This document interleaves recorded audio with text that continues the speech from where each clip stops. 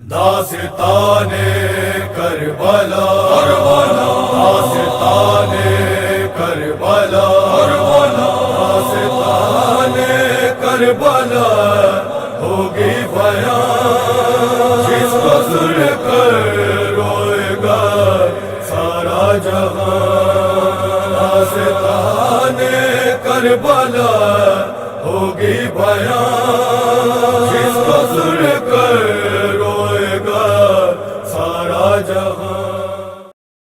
بسم اللہ الرحمن الرحیم الحمدللہ رب العالمین الصلاۃ والسلام علی اشرف الانبیاء والمرسلین. ناظرین اکرام السلام علیکم. میں قرۃ العین فاطمہ اطفال نجف کے خصوصی سیگمنٹ داستان کربلا میں آپ کی خدمت میں حاضر ہوں. جیسا کہ آپ جانتے ہیں ایک نئے سیگمنٹ کا آغاز ہو چکا ہے جس میں روزانہ ہمارے ساتھ ایک نئے مہمان ہوتے ہیں جن کے ساتھ ہم مختلف موضوعات پر گفتگو کرتے ہیں. اسی سلسلے کو آگے بڑھاتے ہوئے داستان کربلا کے آج کے ہمارے مہمان ہیں امو فدا. ہم ان سے جناب قاسم کے موضوع پر گفتگو کریں گے. السلام علیکم امو. وعلیکم السلام ورحمۃ اللہ وبرکاتہ. کیسے ہیں امو آپ؟ آپ کی دعا ہے. آپ کیسے ہیں؟ میں بھی بالکل ٹھیک ہوں. امو آپ کا بہت بہت شکریہ کہ آپ تشریف لائے. آپ کا بھی بہت بہت شکریہ. خدا آپ کو سلامت رکھے. آپ بہت اچھا پروگرام کر رہے ہیں اور آپ نے ہمیں اس پروگرام میں موقع فراہم کیا ہے. اب ہم سوالات کا سلسلہ شروع کرتے ہیں. امو آپ یہ بتائیں جناب قاسم کون تھے؟ جناب اعوذ باللہ من الشیطان الرجیم بسم اللہ الرحمن الرحیم. جناب قاسم امام حسن مجتبی علیہ السلام کے فرزند تھے. جناب قاسم کی والدہ کا نام ام ولد تھا اور بعض لوگ اسے رملہ کے نام سے بھی یاد کرتے تھے، لیکن برصغیر پاک و ہند میں ام فروا کے نام سے مشہور ہے. امو جناب قاسم کی عمر مبارک کتنی تھی؟ جناب قاسم کی عمر کے بارے میں مورخین اور تاریخ میں کہتے ہیں کہ ان کی عمر 14 سال تھی.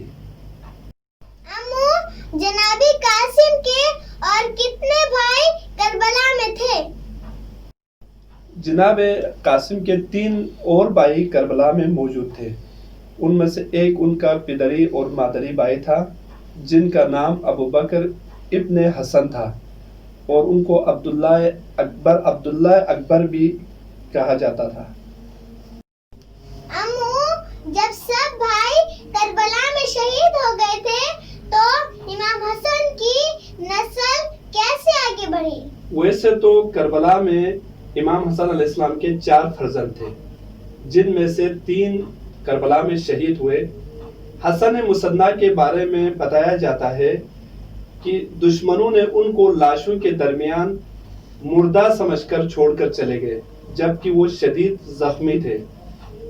اور امام حسن علیہ السلام کی نسل حسن مصنع سے آگے چلی اور آج پاکستان کراچی میں عبداللہ شاہ غازی کا جو مزار ہے، عبداللہ شاہ غازی انہی کی نسل میں سے ہے. امو جناب قاسم نے موت کے بارے میں کیا فرمایا تھا؟ امام حسین علیہ السلام نے جب شہزادہ قاسم سے پوچھا، بیٹا قاسم آپ موت کو کیسے پاتے ہو؟ تو جناب شہزادہ قاسم نے جواب دیا، چچا جان میرے نزدیک موت احلا من الاصل یعنی شہد سے زیادہ میٹھی ہے. امو جناب قاسم جب اذن جہاد لینے آئے تھے تو امام حسین علیہ السلام نے کیا فرمایا تھا؟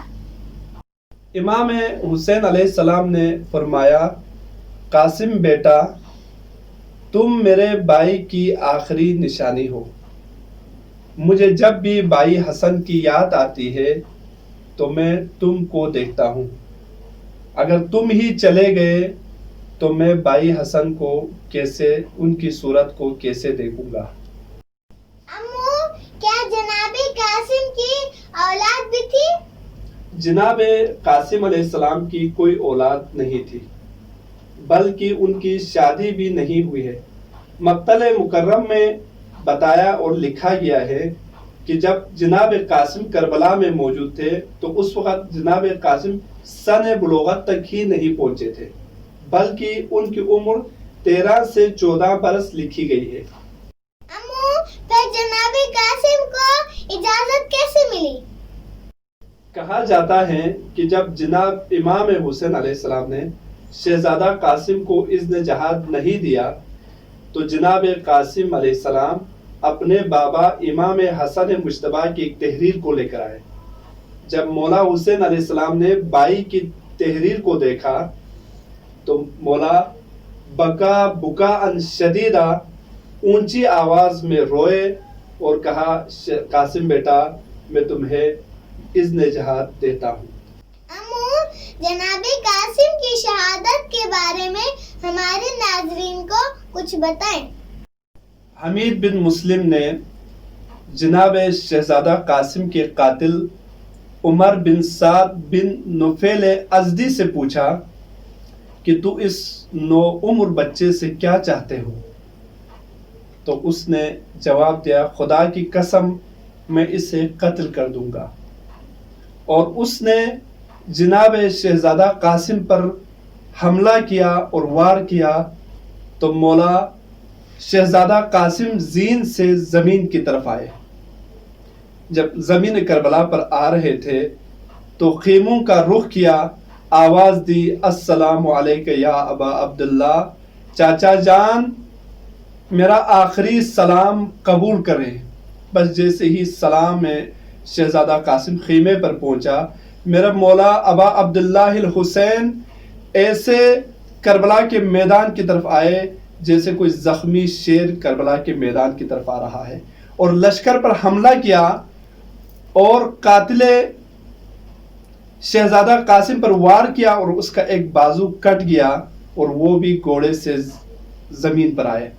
بس جیسے ہی اس نے چیخا عمر سعد کے لشکر تک آواز آئی تو عمر سعد کا لشکر کے گھڑ سوار میدان کربلا پر آئے اور ایسا غبار اٹھا کہ لشکر دشمنوں کے لشکر کے گھوڑوں کے سموں کے نیچے قاتل شہزادہ قاسم آیا اور اس کا جسم ٹکڑا ٹکڑا ہوا۔ بس جب غبار چھٹ گیا تو مولا حسین شہزادہ قاسم کے سرانے پر بیٹھے ہیں اور قاسم کے جنازے کو اپنے سینے سے لگا کر اٹھا کر اس مقام پر لائے جہاں پر شہزادہ علی اکبر کا جنازہ رکھا ہوا تھا۔ دونوں جنازوں کے درمیان مولا حسین بیٹھے اور ہاتھ سینے پر رکھ کر آسمان کی طرف آواز دی، منہ کرتے ہوئے آواز دی اللہم احصہم عددا، پروردگارا اس قوم کی تعداد کو یاد رکھ، ولا تغادر منہم احدا، اور ان میں سے کسی ایک کو بھی نہ چھوڑ، ولا تغفر لہم ابدا، اور ان کو کبھی معاف نہ کرنا۔ امو آپ کا ایک مرتبہ پھر بہت بہت شکریہ کہ آپ اپنا قیمتی وقت نکال کر تشریف لائے۔ آپ کا بھی شکریہ، خدا آپ کو سلامت رکھے اور آپ کی توفیقات خیر میں اضافہ فرمائے، آمین یا رب العالمین۔ ہم اپنے آج کے سیگمنٹ کو یہیں پر اختتام کرتے ہیں اس دعا کے ساتھ کہ مولا تمام بچوں کے سروں پر والدین کا سایہ قائم و دائم فرمائے۔ کل پھر ایک نئے مہمان اور ایک نئے موضوع کے ساتھ حاضر ہوں گے، تب تک اپنی میزبان قرۃ العین فاطمہ کو اجازت دیجیے، اپنا خیال رکھیے گا اور ہمیں